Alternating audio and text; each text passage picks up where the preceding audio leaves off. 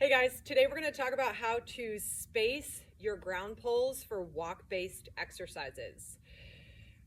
Typically, the way to introduce walk-based exercises is with the poles parallel to each other in a sequence.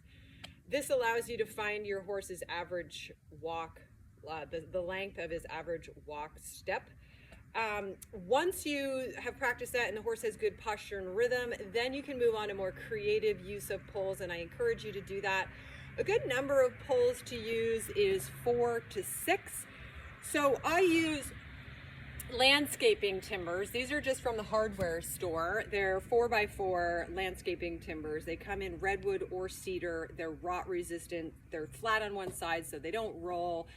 They're easy to move around. So these are a great option for most people. And the reason I say 4 to 6 is you can set up a variety of patterns with those poles and they're not laborious to set up. If you start getting into really creative routines that require 8, 10, 12 poles, while they are really beneficial for the horse, the difficulty of lugging the poles around and setting them up for many people prohibits them from having a consistent routine. So just start with 4 to 6. These sell for, depending where you live, they're usually about $5 to $6 a piece. Let's talk about how to set them up. Most horses, so we'll say like an average 16-hand horse, has a walk step that is about 3 feet long.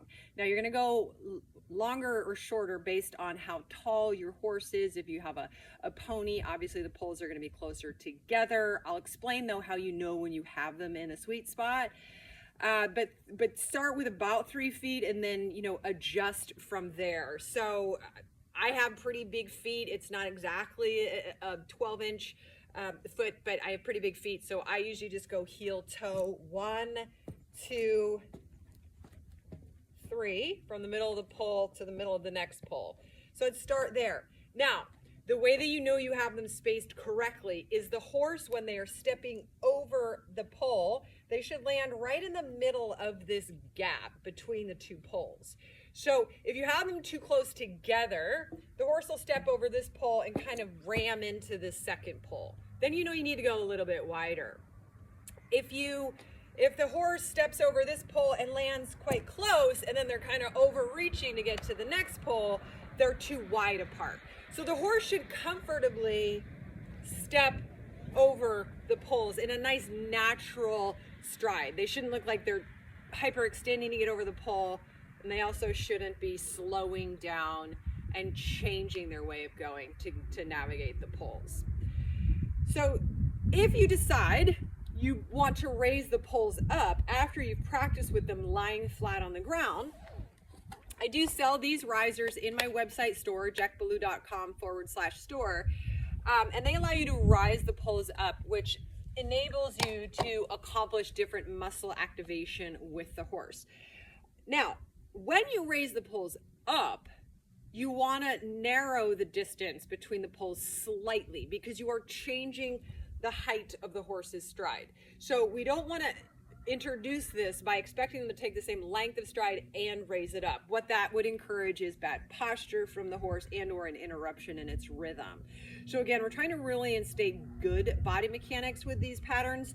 So when you move on to raising the poles up, remember, you may need to revisit the distance that you have had them at. Now, I'm showing you just a basic walk sequence with poles in a sequence, parallel to each other, somewhere between 2.5 to 3 feet for most horses. That's going to be your range. There's a whole ton of other walk-based exercises that you can use. Many of them are in my books that I have, but you can set up poles in a straight line where you serpentine and zigzag over them.